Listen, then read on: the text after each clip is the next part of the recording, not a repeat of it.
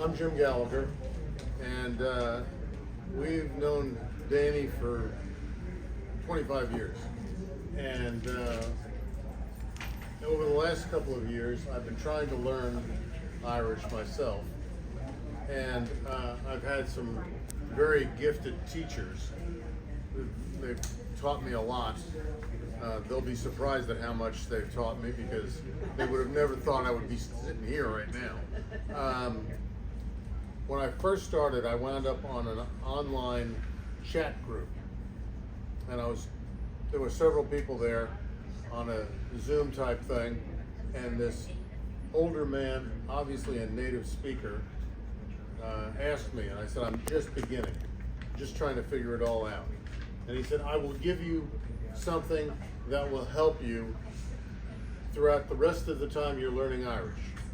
I said, okay, what is that? It does not sound like it looks. Right?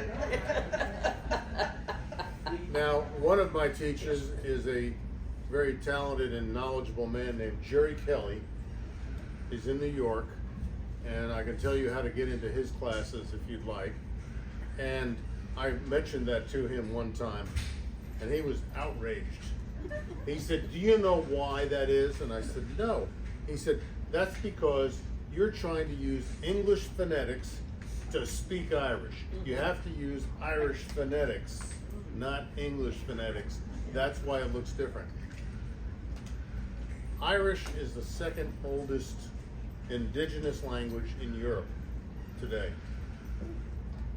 Everybody figure out what the other one is? First one? Latin. One of the things that Jerry Kelly pointed out is there are generally accepted 3 dialects in Irish. Munster in the south and southwest, Connemara, the Connacht, and then in Northern Ireland, Ulster, and now there's a standard English that the government, Irish that the government has created. So there's sort of 4 dialects.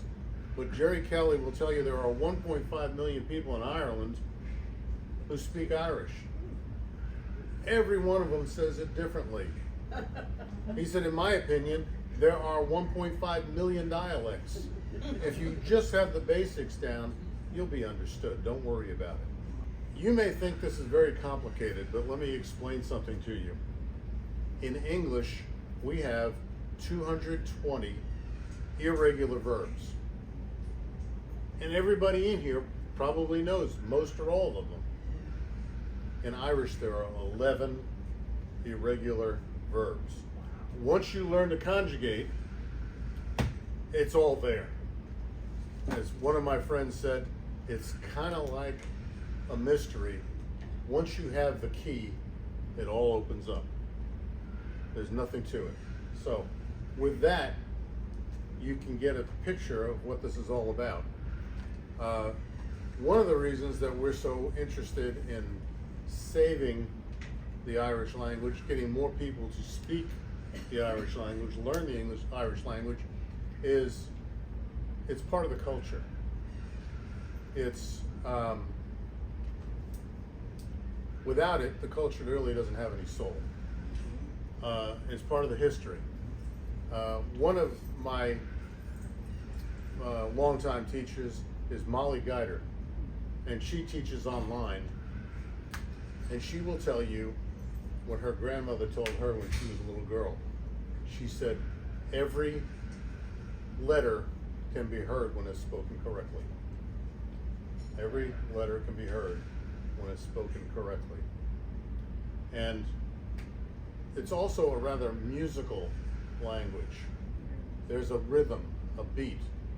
And even if you don't have the language, if you turn on some of the Irish broadcasts, RTI,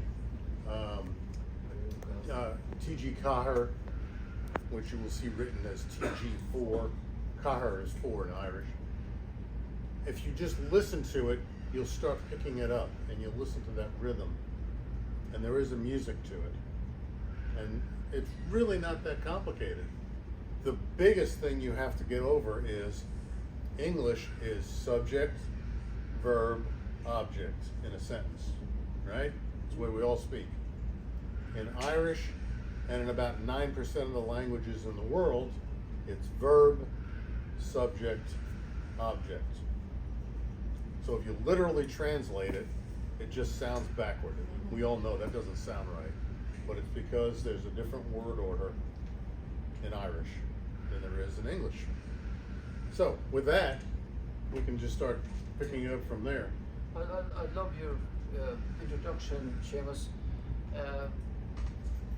With Am Road, which anew, we're very happy that you're here today. I was Tom Small I'm very, very happy. Cool, Seamus, that Seamus is would be a kind of free way to be talking about the Gaelic language. And so we will not we won't be talking about a lot of stuff, but one of the things that we talk about in Ireland, in the Gaeltacht regions, in our community, the first things are first is the greetings, obviously, and the second one after the greeting is the weather.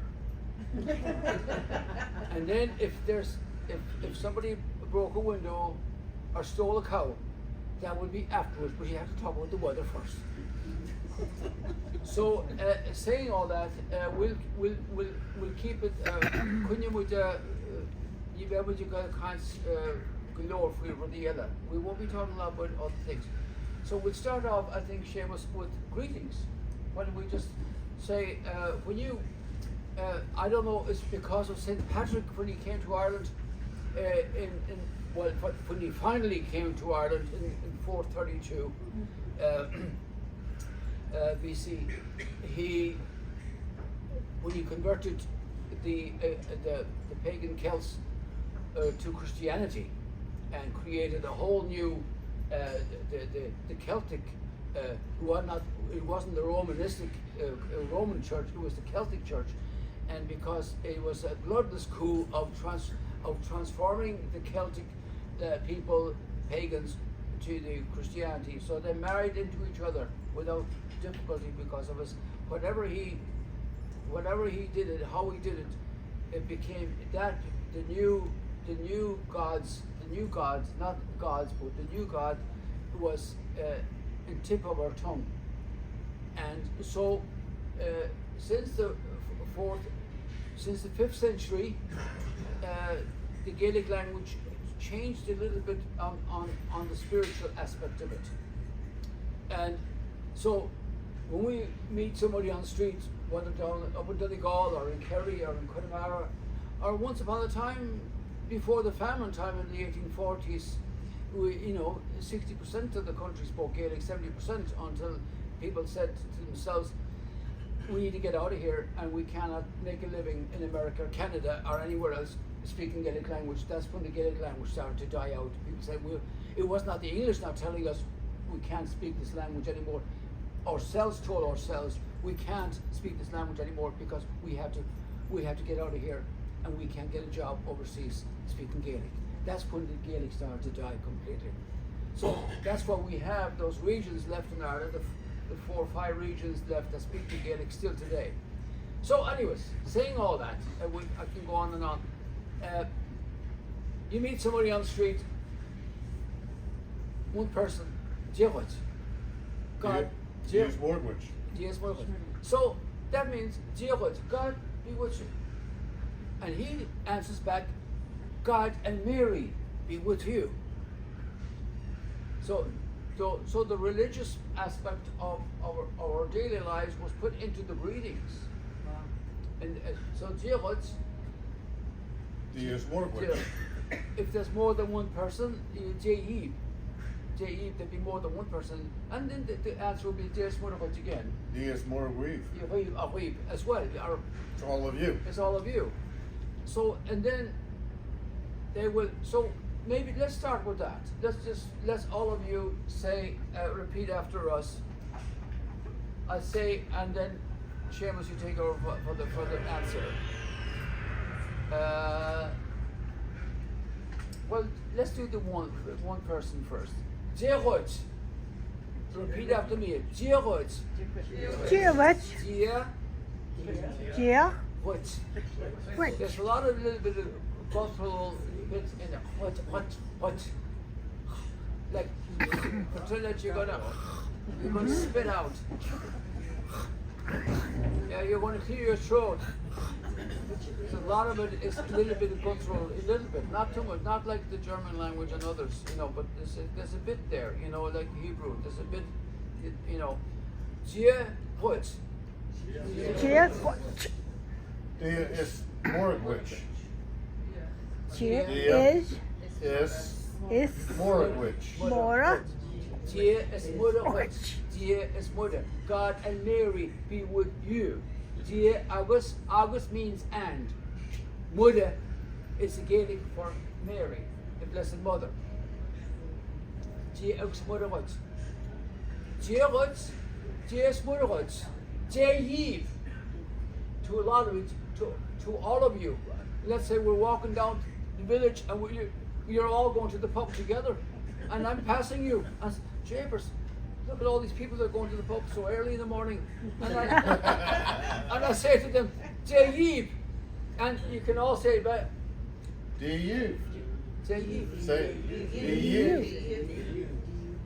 And then the group might respond back, or you walk into the pub and you talk to a whole group, and you might say, Dia is Moragwich when they say hello to you. Yes, Dia is Moragwich. yeah. August is brought down to is. It's abbreviated down, abbreviated. contracted. Yeah, so Gia, instead of saying August Motherhoods, Gia's Motherhoods. When we speak, when I speak Gaelic with my friends in the Gaelic region, we go so fast. It's like learning Spanish to go to Mexico, and we think we have it, and we go down there and they go, we lost it completely.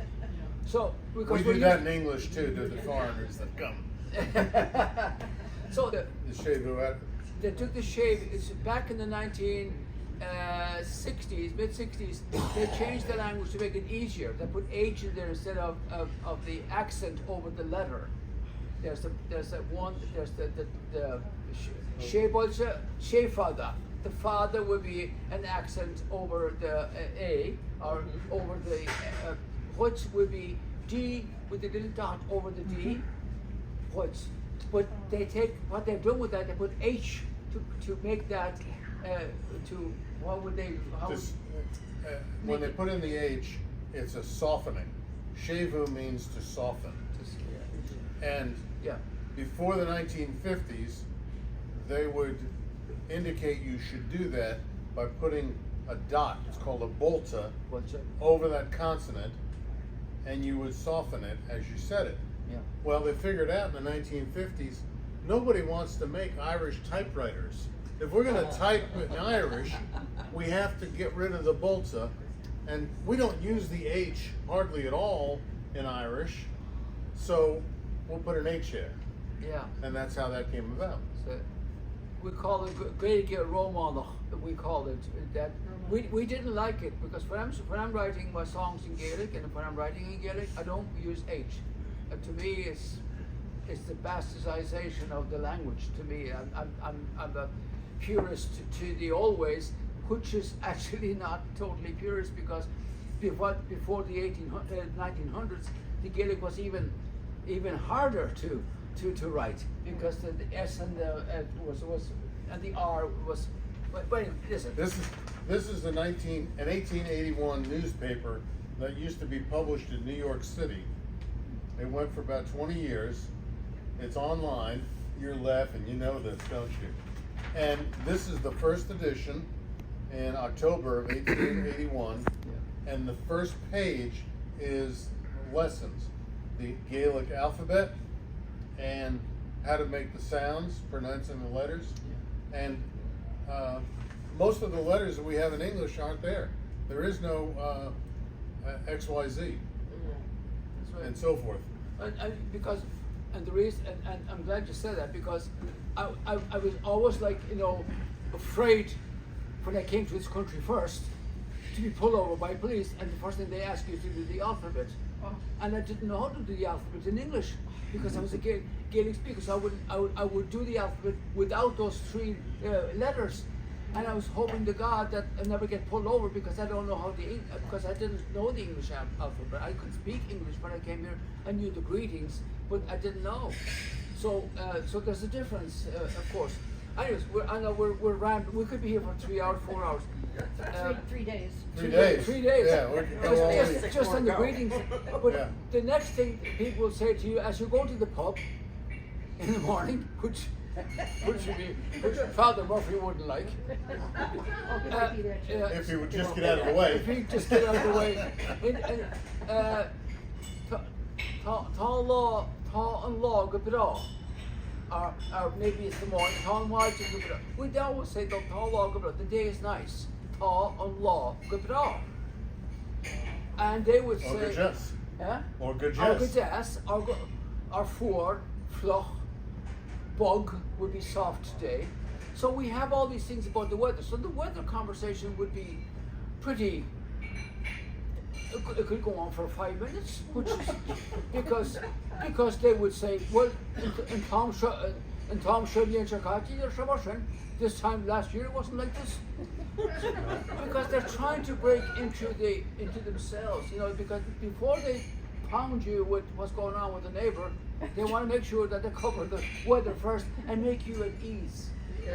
It's the weather is just putting everybody at ease before they hit you with a home run, hit you with a shovel, Or they might instead ask you how you are.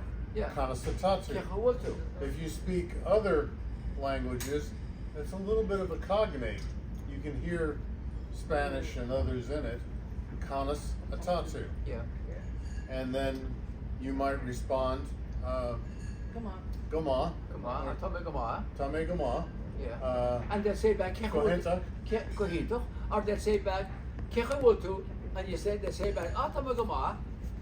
And they say back to you then, after they say that, Kehawultu Hain, how's yourself? Mm-hmm. And then you say back to them, Tamagadona, I'm sick.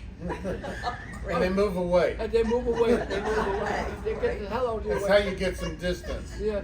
They go back to the weather again. in an otherwise crowded pub. Yes. When you learn it, you don't have to emphasize it like I am. But I'm just trying to give you the.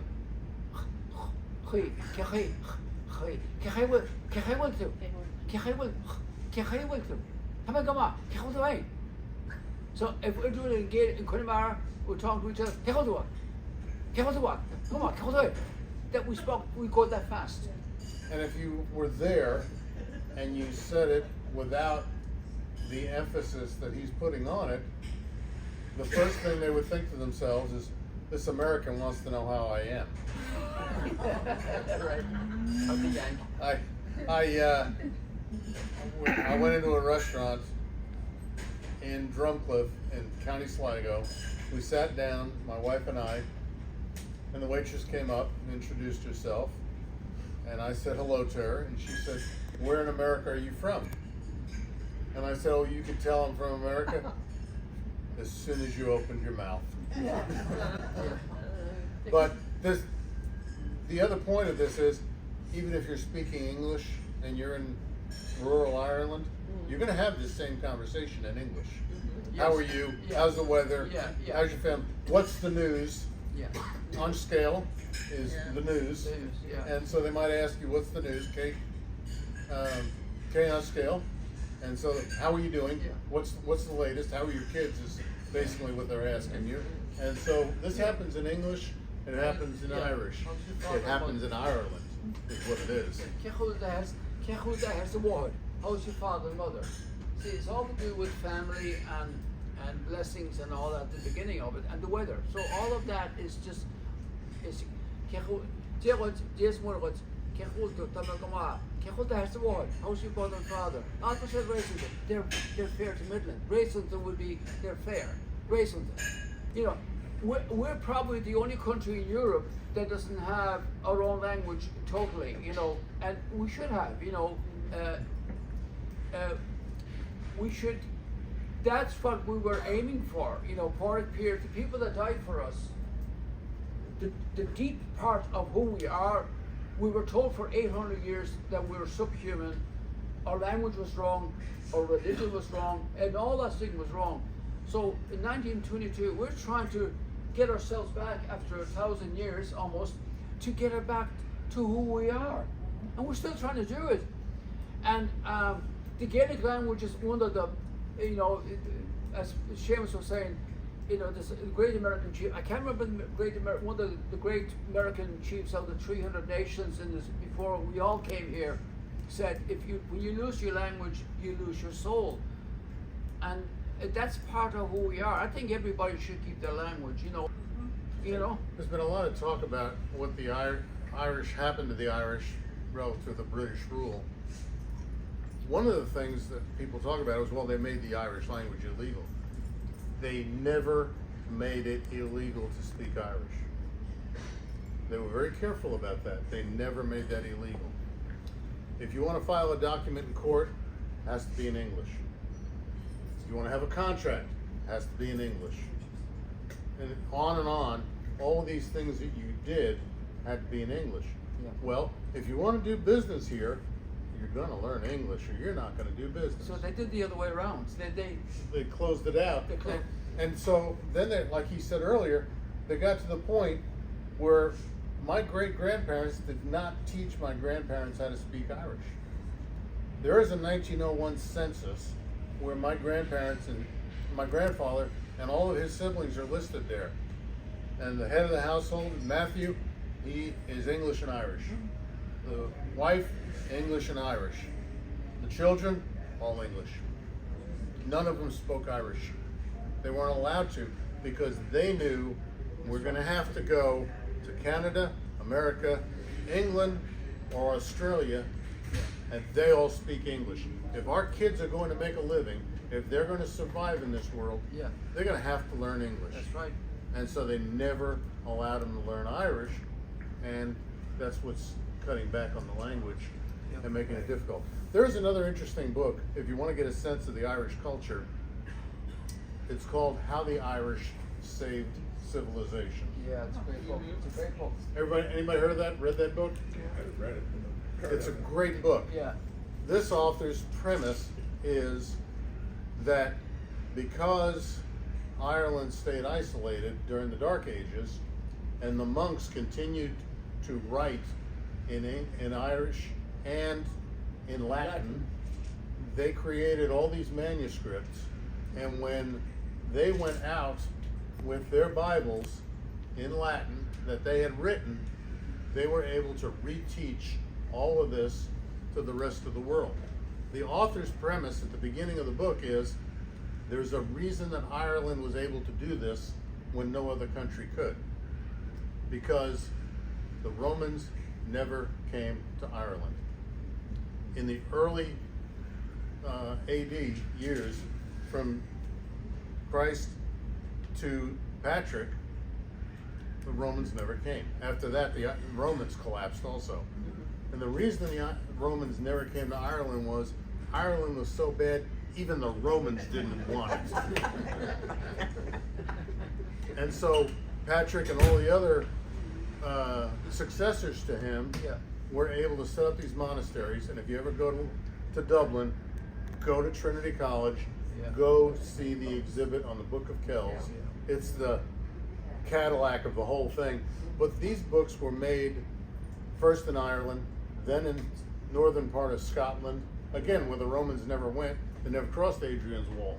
That's right. They wanted to put that wall up, keep them out, and we'll stay here. Right, that's right. And so Scotland was able to do it. And then eventually it grew and grew, and these people were all over Europe spreading the word using these Bibles and other transcripts. They transcribed a lot of stuff, and they were able to carry this through Europe again and revive Europe after the Dark Ages. So if you accept his premise, the Irish really did save civilization.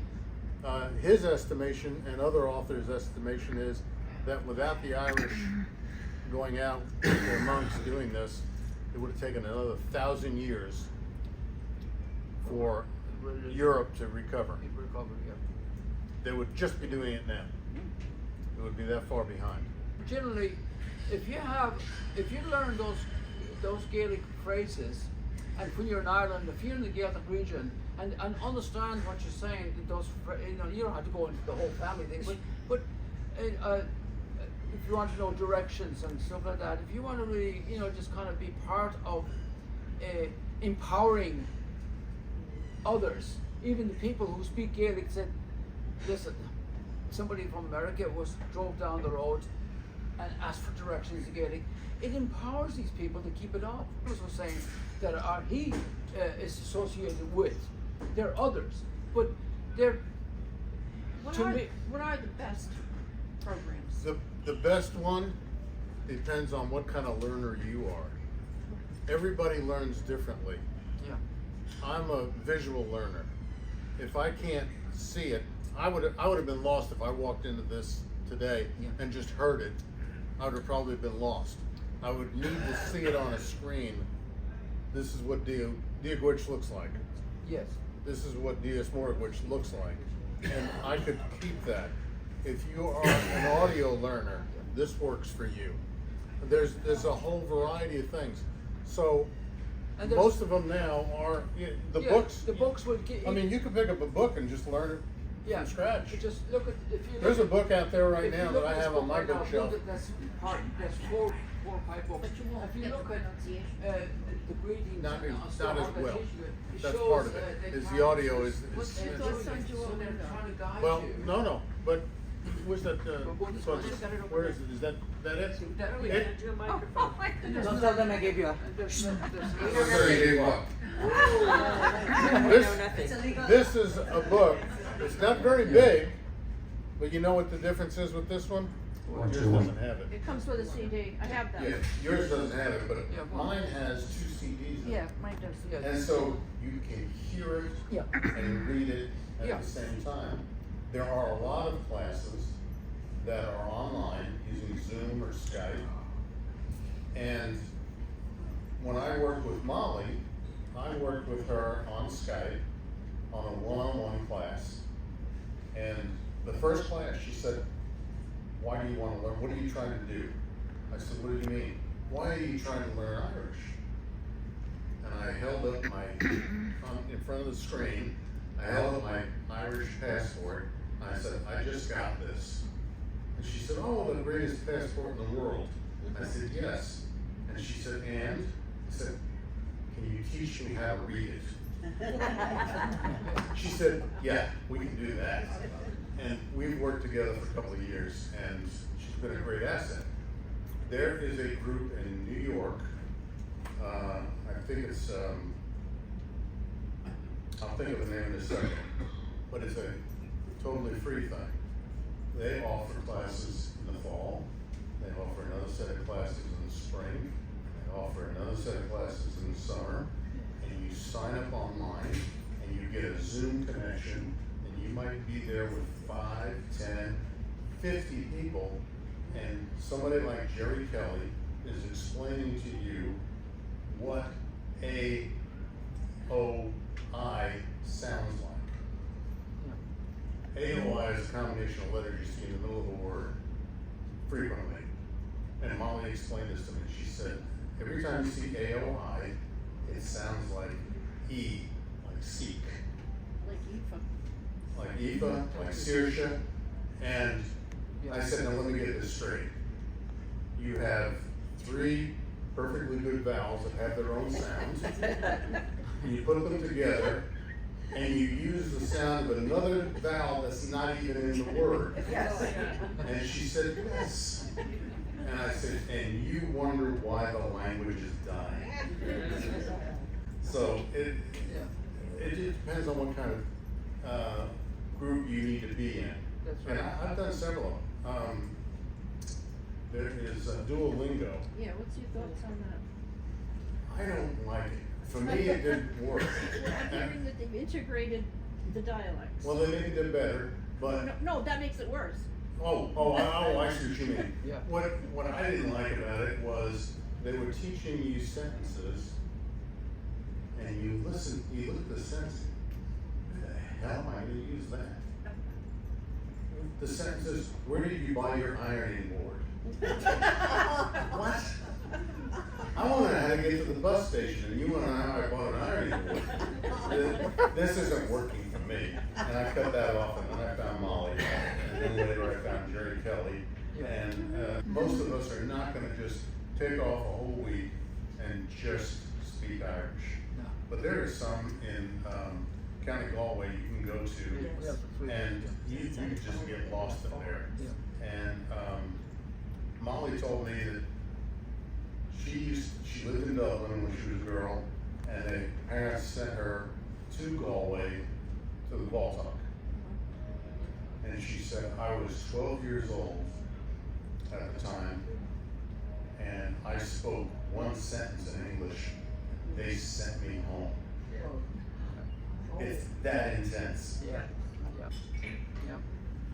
We were talking about our ancestors. 3 of my grandparents were born in Ireland. The 4th one was the grandchild of 4 Irish immigrants.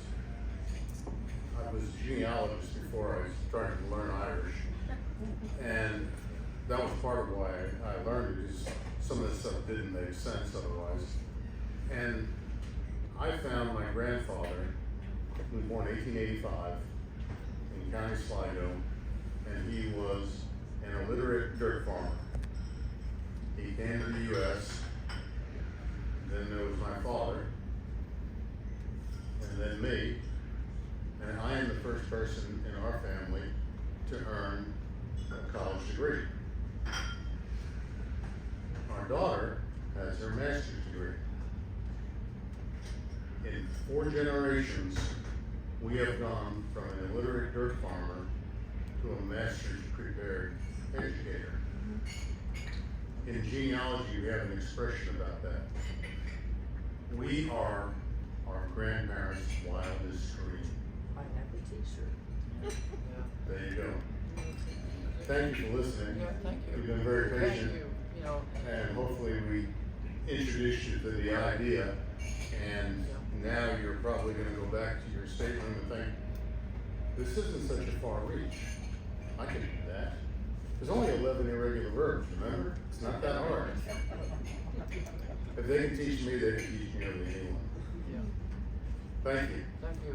Thank you so much, and delighted to have Seamus with me, and to see him And I'm delighted to be had. from County Sligo to now, and going from understanding all that is amazing, and that a lot of Irish Americans and others are here. There's going to be 45 million of us, at least on the Irish side, and then the other, our cousins, there's another probably another 40 million Scotch Irish. And that's with the same blood, same people are learning this language, you know, the Scottish language, the Irish language, and the Manx, the Ottoman, it's the same language, same Gaelic, different dialects. The Cornish, the Welsh, and are the different Wales and Cornwall, and Brittany are the same. A lot of people don't understand that different. In one time, would be like the British and the Celts are first cousins. You know, the languages are similar. When the British were chased out of what we call England today, they left and they migrated to Wales, down to Cornwall, and some of them went to Brittany in France, which is the British, where the British people, real British people, went to speak their own British language. So we've been pushed out, the Celts being pushed out of our own land, and in the end, when you think about it, we're probably the 4th or 5th tribe that came into Ireland and Britain back in the time. So none of us are, everybody said, well, we're Irish, Ireland's our home. Yeah, well, actually, there was people there before us who were not Celts. So we have to, when we know that, you're not so judgmental about a lot of stuff. But it's good to know that to me, the British Empire is no such a thing, because the British people were chased out of Britain, and most of them are living in northern France, which the Franks said, if you're going to be around us, you're going to have to speak French.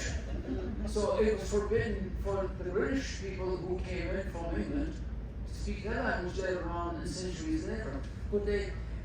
And so the language is being brought back again in Brittany, as it is in Cornwall. The last person to speak Gaelic was in 1956 in Cornwall, in Cornish. But it's coming back again. It's people like this are coming back. People who live there are relearning the language. It may not be 100%, and we're not 100%, but at least it gives you identification. And when you have your own identification and who you are, then, himself above gave us all these different languages and colours and everything else. Then you have a better understanding of our little planet and the people who are down here. And that's all to do with learning about who you are, and then go from there. Mindfulness, goodness, appreciation, it goes a long way. Gora Mila Mahagi, which means thank you very much. Gora Mila Mahagi, thank you. Gora Mila Mahagi. Agus Tamahene agus Sheamus and Shaw Tamut Ahos more or in Gorosh in Shaw against when you knew. We're very happy that you're listening to us here today. I was going to go may the road rise to meet you.